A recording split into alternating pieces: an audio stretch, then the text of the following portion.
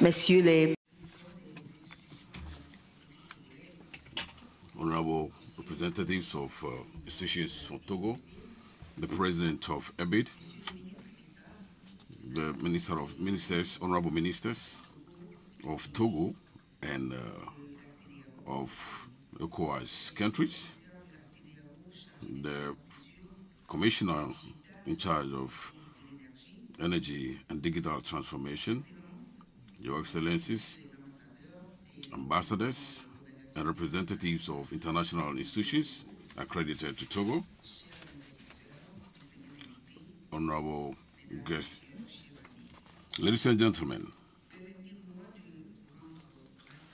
I would like to thank God who allowed us to meet again this day to actually dialogue and exchange on how we can improve the life of our people whose needs continue to grow.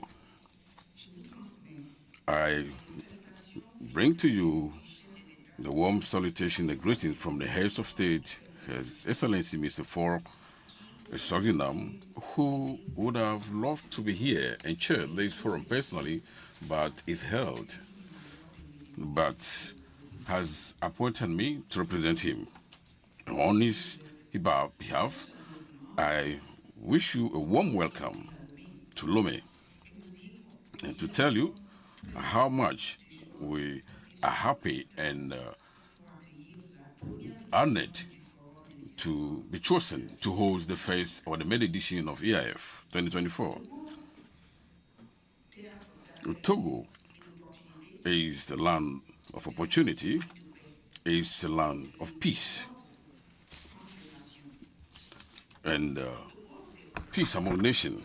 Togo is also the financial hub, since we host the headquarters of several financial institutions of the sub-region. Togo is also the center of West Africa. In the world of tension and all sorts of uncertainties in the sub-region, perturbed by violence and so on, our country, Togo, has taken the opportunity to build bridges, not build walls, be it politically or economically. Ladies and gentlemen, I would like to congratulate the initiators of this forum, which has come at the right time, because it was high time that ECOWAS of people who our people are expecting shows up. I would like you to give a round of applause of the initiators of this forum. We are aware our sub-regional institutions have been often seen by our people as sometimes far from reality, but do not have impact in the daily life of the people. That is the perception. That is the reason why we would welcome the dynamism that is emerging, and we pledge to contribute strongly towards that, particularly by sharing our experience, particularly by bringing to the forefront the strong influence of His Excellency the President of the Togo Republic. And we would leverage on the role of the mediators that he is known for.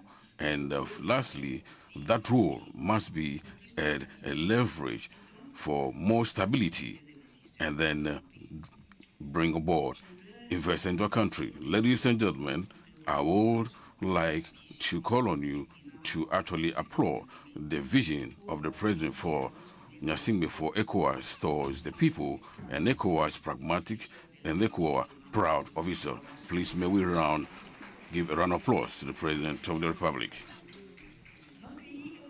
Our country is honored to be the hub of West Africa. Our strategic geographical position with our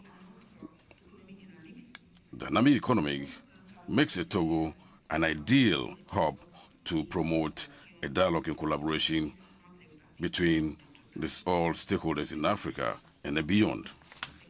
Ladies and gentlemen, the forum here is to actually put to the fore the potential of investment in West Africa and a very noble ambition that portrays the resilience that we have also demonstrated despite the consequences of the fallouts of the crisis that we continue to face.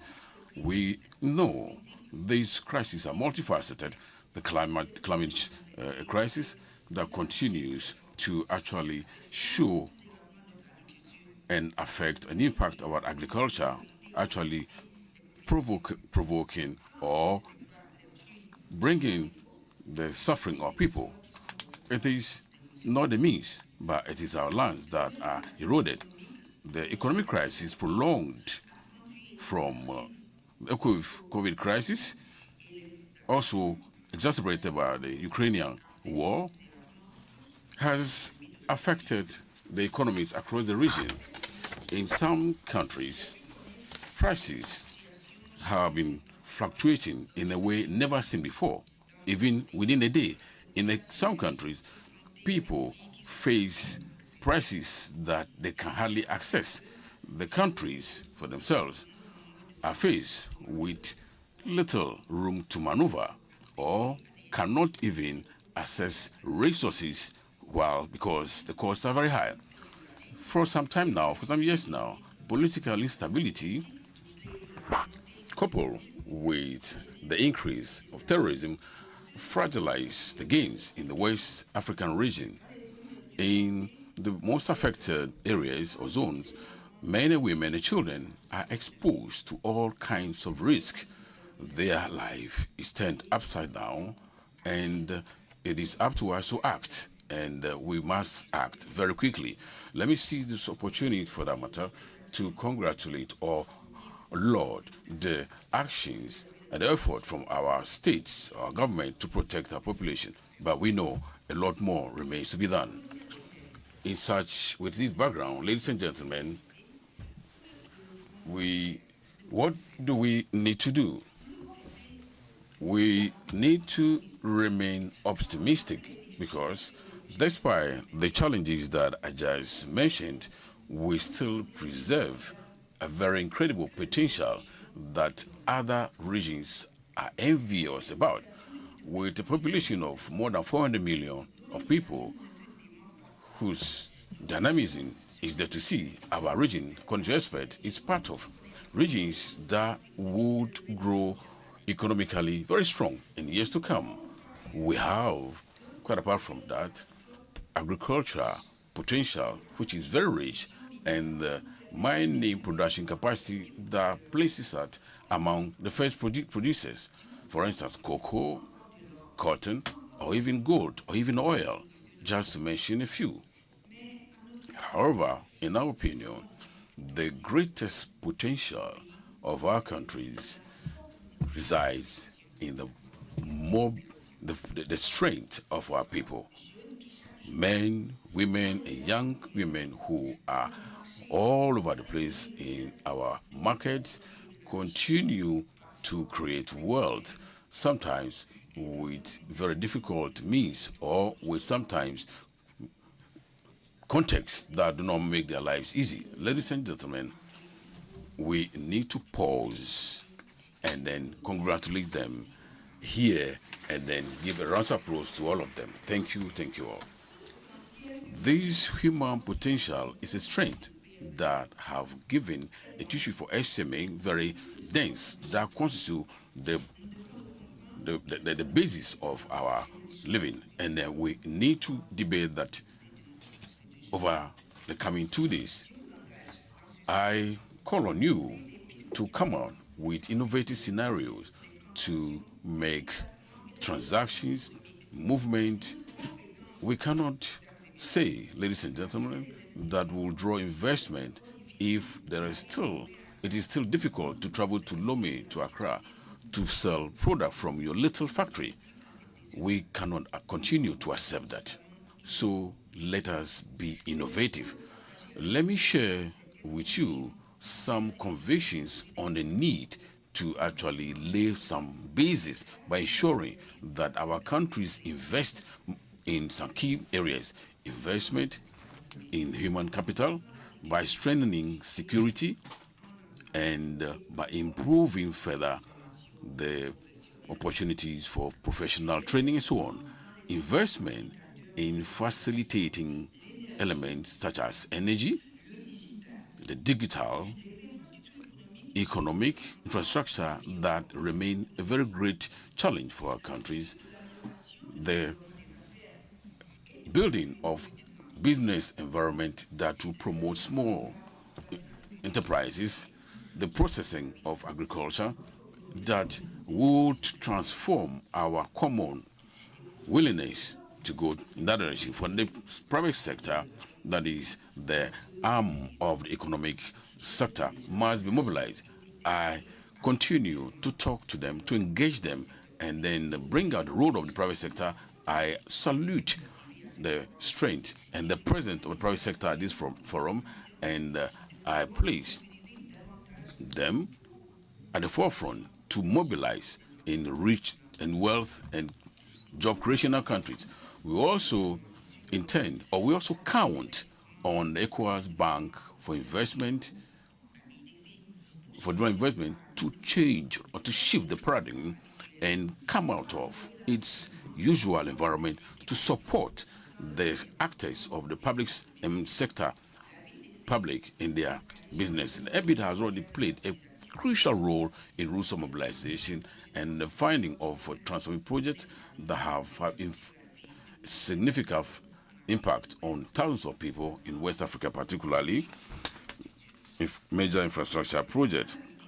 By actually commending EBIT for these remarkable realizations and for bringing out this edition, the first edition of EF24, I reaffirm our commitment to support the mission of the bank, which consists in channeling investment into our region to unleash the vast potential and to promote an inclusive development.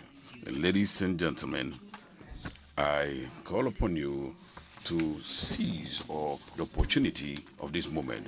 We are at a point in time where we need to come out and then propose services for development. In that regard, organizing this forum is a starting point, a new one, but this point will only have significance if projects that have impact and benefit to the people are put in place. Like I said, to make ECOWAS of people more efficient, it is with this hope, ladies and gentlemen, that I declare on behalf of the President of the Republic of Togo, the first maiden ECOWAS Investment Forum 24.